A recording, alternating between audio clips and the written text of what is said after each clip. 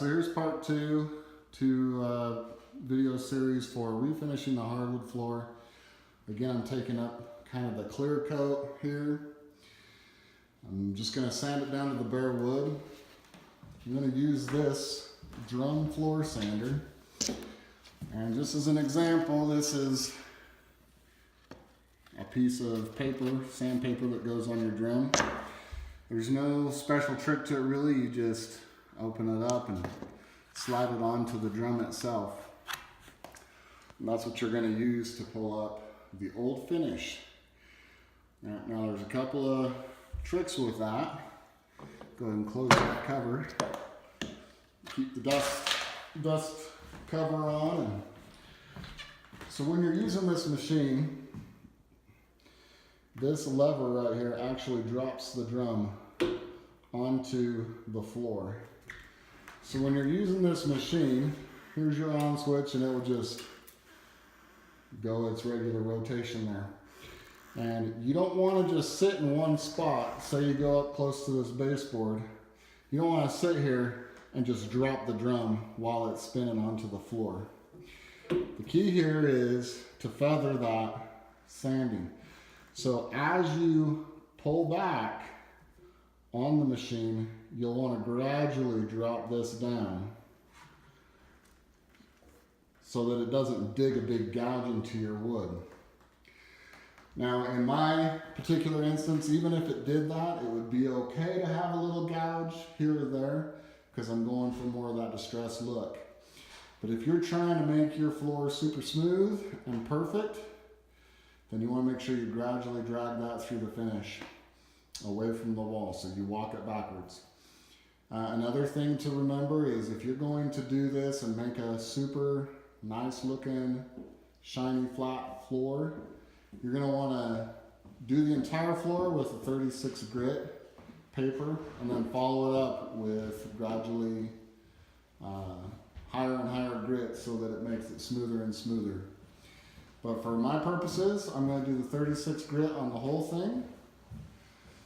And after I do this, I'll go around and do the edges with an edger, and I'll show you how that works next.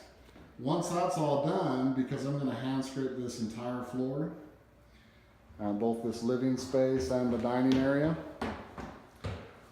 I'm not going to sand any more than that myself, because I actually want kind of that rough look and that texture within the grain. So I'll show you an example of what it looks like to use this machine. It's really actually pretty simple. Just make sure that you never stay in one spot with that drum set down. Make sure you gradually lift or put down the drum as you're moving so that you don't cause any big gouges in the wood.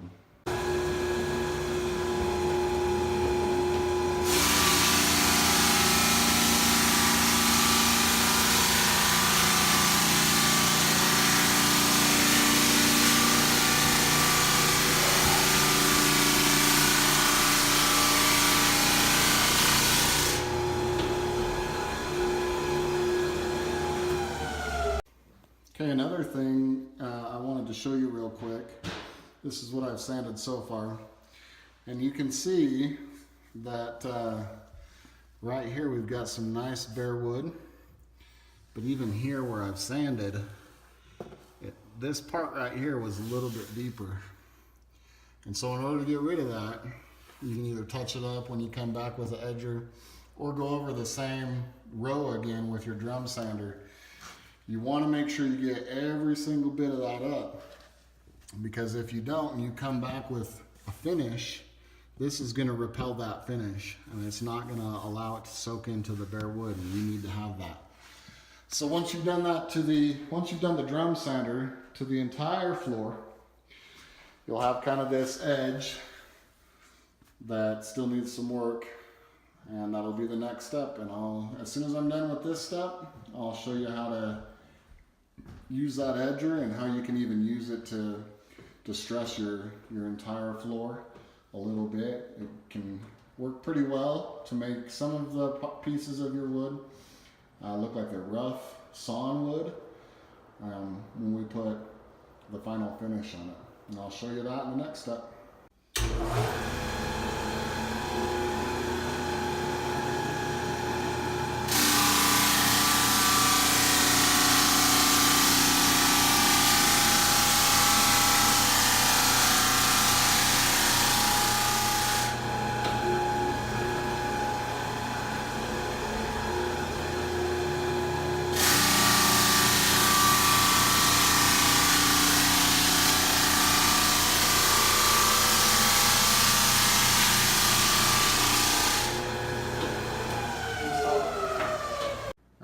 here's your edger that you're going to use along the baseboards and the perimeter of your rooms after you've sanded all the main floor.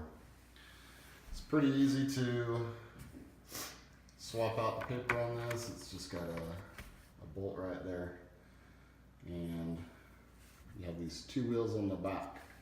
So again, when you're starting out on your edge, you're not going to turn the on switch right away. You're going to actually have this lean back first, then turn the on switch in and gradually bring the front of that down. It's at a little bit of an angle, so you got to do that. So I'll show you what I mean and how to do that properly. Just an example of edging. We'll edge out this entire room, make it all look real uniform.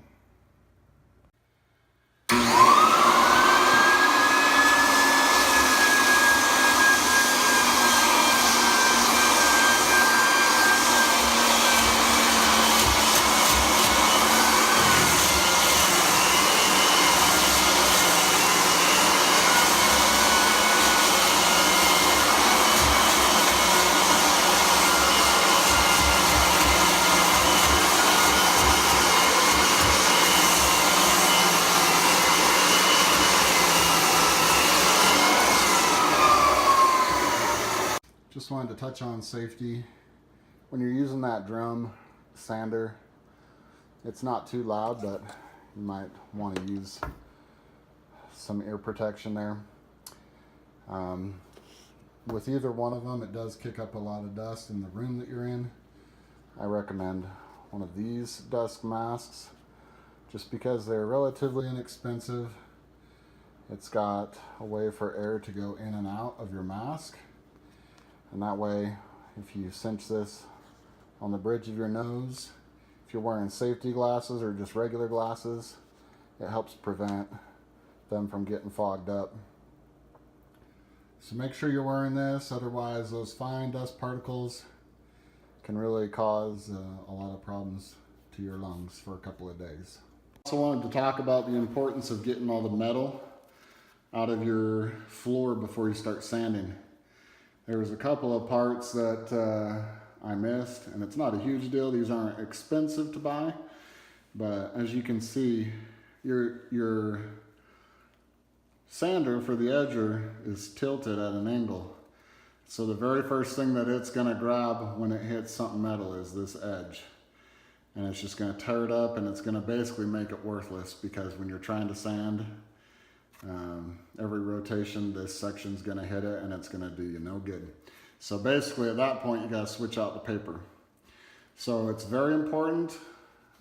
Sometimes I just run my bare hand over the whole floor just to get a good idea of if there's any little staples or anything. And I think that's all this was a staple that this ran over a couple of times. And so once that happens, you got to switch out the paper and so that your edger works properly. The very last step that you need to do to get your floor ready for stain or any other treatment is get these corners. That edger, it's not going to get into these tight corners.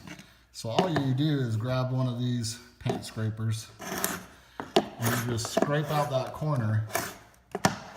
And I'll go over more on these paint scrapers, but it'll take a few tries. And once it kind of matches what you've got here on the sanded floor, you're basically done. At that point, you're going to want to vacuum the entire floor real good after all the dust is settled. And then you'll be ready to do the next step. In my next video, in this series, I'm going to show you how to distress your floor, put a vinegar and steel wool solution on the floor to give it kind of a weathered look, and then the funnest part of the experience is you're going to actually scrape the entire floor with these hand scrapers to give it that authentic hand scrape look, but it's also going to leave behind a lot of those markings from your distressing, and it's really going to set the groundwork for making your floor look really good in the end. If you like this video, if it helped you out, please like it and subscribe. Thanks.